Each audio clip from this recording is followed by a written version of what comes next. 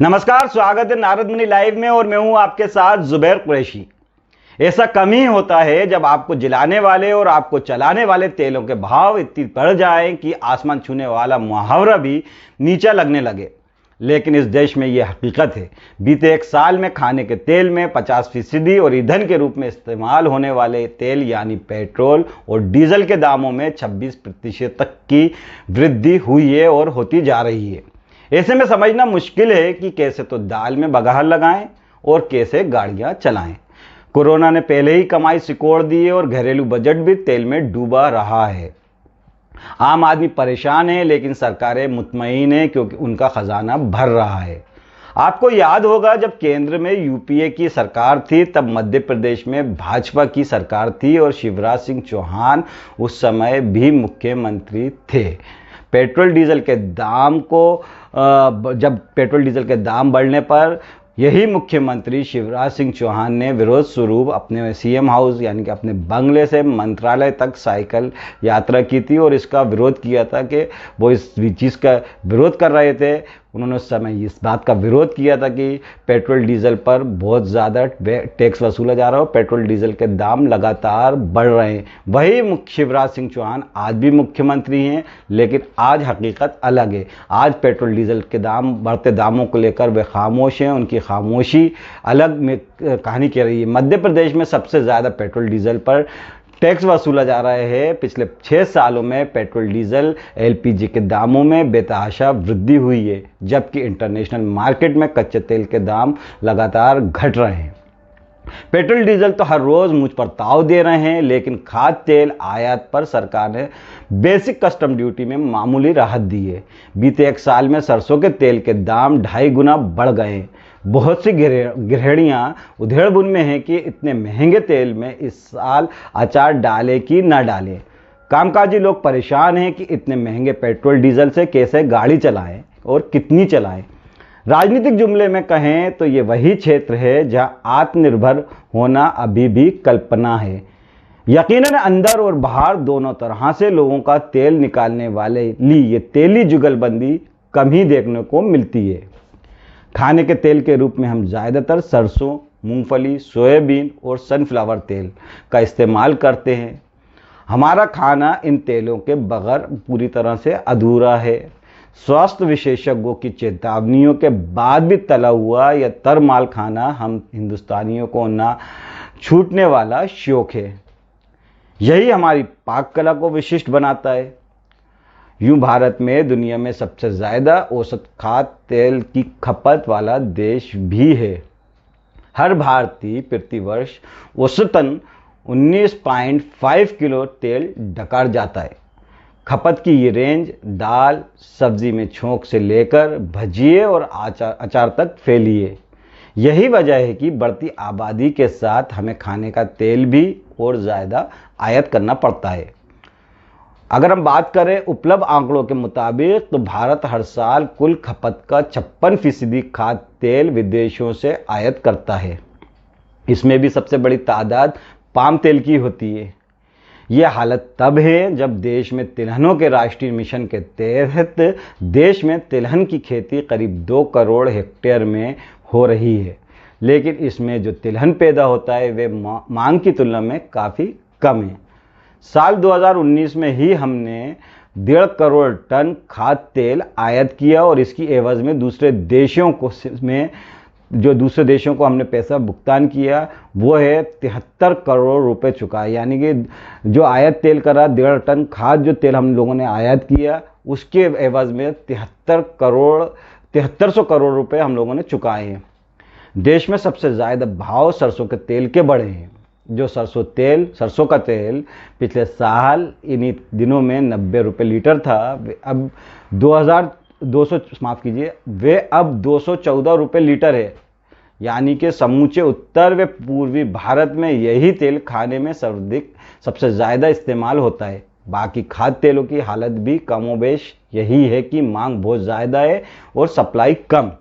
नतीजा यह है कि घी तो गरीब की थाली से पहले ही दूरी बना चुका था, अब तेल की धार भी पतली होती जा रही है। आलम यह है कि खाद्य तेलों के खुदरा दाम बीते 11 सालों में अब अपने उच्चतम स्तर यानी कि अपनी आसमानी कीमत पर जा पहुंचे हैं। घरेलू बाजार में खाद्य तेल महंगा होने की एक बड़ी वजह खाद्य तेल आयात पर लगने वाला टैक्स भी है। सरकार इस तेल पर 17.5% कृषि सेस, 10% समाज कल्याण सेस और 15% BCD यानी कि बेसिक कस्टम ड्यूटी लेती है। यानी आयातित तेल पर लगभग 37% टैक्स लगता है। यही तेल जब बाजार में बिकने आता है तो सरकार उस पर 5% GST भी लेती है। हालांकि खाद्य तेलों के दामों में इस तेजी के बाद मोदी सरकार ने BCD यानी कि बेसिक रेट में 15% से घटाकर 10% कर दी है, जिससे उतनी ही राहत मिलेगी जितने की पराठे की जगह आप पूरी खाने को मिल सकती है। यानी कि अब आप पराठे की जगह पूरी खा सकते हैं और पूरी खाने में मिलती है। हालांकि सरकार इस भरोसे में है कि इससे रिटेल मार्केट में तेल के भाव घटेंगे, कम होंगे। ऐसा शायद ही हो, क्योंकि जो दाम BCD के कारण घटेंगे वो बढ़ते परिवहन लागत से फिर चढ़ जाएंगे। परिवहन लागत जो बढ़ रहा है उससे बढ़ते जाएंगे। जानकारों के मुताबिक विदेशों में भी खाद्य तेलों के भाव बढ़े हुए हैं, जिसका एक वजह फसलें खराब होना है। बहरहाल सारी उम्मीदें इस पर टिकी हैं कि तिलहन की अगली फसल अच्छी उतरी तो घर का तड़का और मजेदार हो सकेगा। यूं आग को भड़काने के लिए तेल डाला जाता है, लेकिन यहां तो तेलों में ही आग लगी है। खाद्य तेलों से भी ज्यादा आग पेट्रोल डीजल के दाम बढ़ा रहे हैं।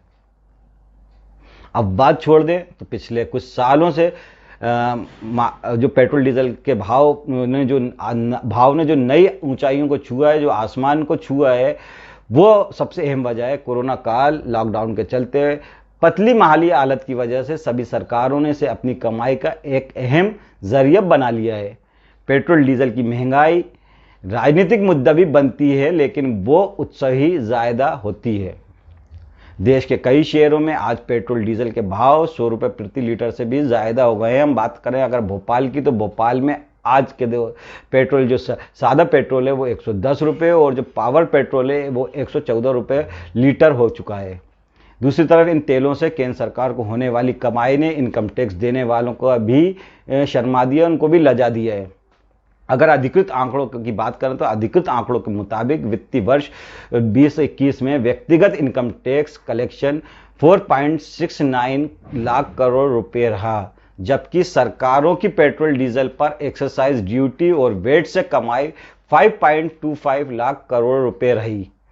प्राप्त जानकारी के अनुसार केंद्र सरकार ने वित्तीय वर्ष 2021 के शुरुआती 10 महीनों में पेट्रोल और डीजल से 2.94 लाख करोड़ रुपए कमाए।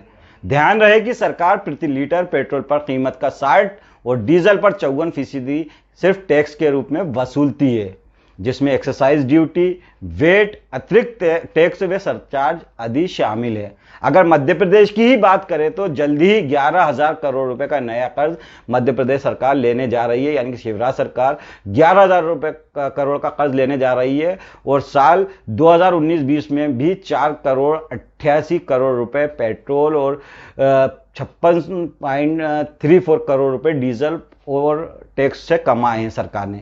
यह कमाई राज्य सरकार को शराब की बिक्री से होने वाली इनकम से 1.5 गुना ज्यादा है। यानी आपके हाथ में सिर्फ इतना ही है कि तेल देखो और तेल की धार देखो। तेल चाहे खाने का हो या जलाने का, दोनों ही आपकी जेब हल्की कर रहे हैं। कोरोना लॉकडाउन में पेट्रोल डीजल के भड़कते भाव लोगों पर ज्यादा असर इसलिए नहीं कर पाए क्योंकि सब कुछ बंद था। गाड़ियां भी बहुत कम चली, लेकिन अनलॉक होते ही लोगों की फटी जेबें बाहर आने लगी हैं। खुद की गाड़ी चलाना तो महंगा हो ही गया है, सार्वजनिक परिवहन भी महंगा हो गया है। अफसोस की बात यह है कि पेट्रोल डीजल की महंगाई को अब कलेजे में जलने वाली अखंड ज्योत की माफिक मान लिया गया है, जो शायद कभी मंद ना होगी, क्योंकि देश की अर्थव्यवस्था संक्रमित है। ऐसे में पेट्रोल डीजल ही सरकारी खजानों का बड़ा सहारा है, भले इससे आपका खजाना खाली हो जाए। मंत्रियों से इस बारे में जब भी सवाल किया जाता है तब मस्करे किस्म के जवाब ज्यादा मिलते हैं। अगर हम बात करें मध्य प्रदेश के ऊर्जा मंत्री प्रद्युमन सिंह तोमर की, तो प्रद्युमन सिंह तोमर ने ऐसे ही एक सवाल के जवाब में कहा कि भाइयों, पेट्रोल महंगा है तो साइकिल चलाओ, यानी पैसा तो बचेगा भी, सेहत भी बनेगी। वहीं अगर हम केंद्रीय पेट्रोलियम मंत्री की बात करें तो उनका भी इसी तरह का बयान सामने आया है। उनका कहना था कि पेट्रोल डीजल पर टैक्स से आने वाला सारा पैसा विकास के कामों में लग रहा है। अब ये विकास कहाँ और किसका हो रहा है, ये अलग बहस का विषय हो सकता है, अलग विषय सब्जेक्ट हो सकता है। लेकिन सरकारों के लिए ये आर्थिक संजीवनी है, यानी कि पेट्रोल डीजल के दाम बढ़ाओ और अपना खजाना भरो। इसमें कोई शक नहीं है कि ये आर्थिक संजीवनी बन चुकी है सरकार के लिए पेट्रोल डीजल के बढ़ते दाम। एक चतुराई भरा तर्क ये भी है कि अगर पेट्रोल डीजल को जीएसटी के दायरे में लाया जाए या लाया जाता है तो दाम घट सकते हैं, लेकिन ये उपाय राज्यों की बची खुची आर्थिक लंगोटी भी छीन लेने जैसा है। जीएसटी लागू होने के बाद राज्यों की हालत वैसे ही हैं, दे देता है के नाम वाली हो गई हैं, जैसे कि केंद्र से अपना ही पैसा निकलवाने में उनका दम निकल जाता है। ऐसे में वो पेट्रोल डीजल की कमाई छोड़ने के लिए कभी तैयार नहीं होंगे। खाद्य तेलों का मामला थोड़ा अलग है, वहाँ टैक्स रेट लगभग एक सा है, लेकिन परिवहन की लागत इस तेल में आग भड़का रही है, इस तेल में आग लगा रही है। या यूं कहें कि एक तेल दूसरे तेल के भाव बढ़ाता है और दोनों मिलकर शायद हमको यूं ही तलते रहेंगे और आप तब तक तले जाते रहेंगे जब तक आप आवाज नहीं उठाएंगे, आप प्रतिकार नहीं करेंगे। इसलिए कहता हूं, जिंदा है तो जिंदा होने का सबूत दीजिए, आवाज उठाइए, प्रतिकार कीजिए। और अगर आप प्रतिकार करेंगे ही तो कुछ आपका भला होगा, आवाज उठाएंगे तो ही आपका भला होगा। तो देखते रहिए नारद मुनि लाइव और मुझे दीजिए इजाजत। जय हिंद, जय भारत।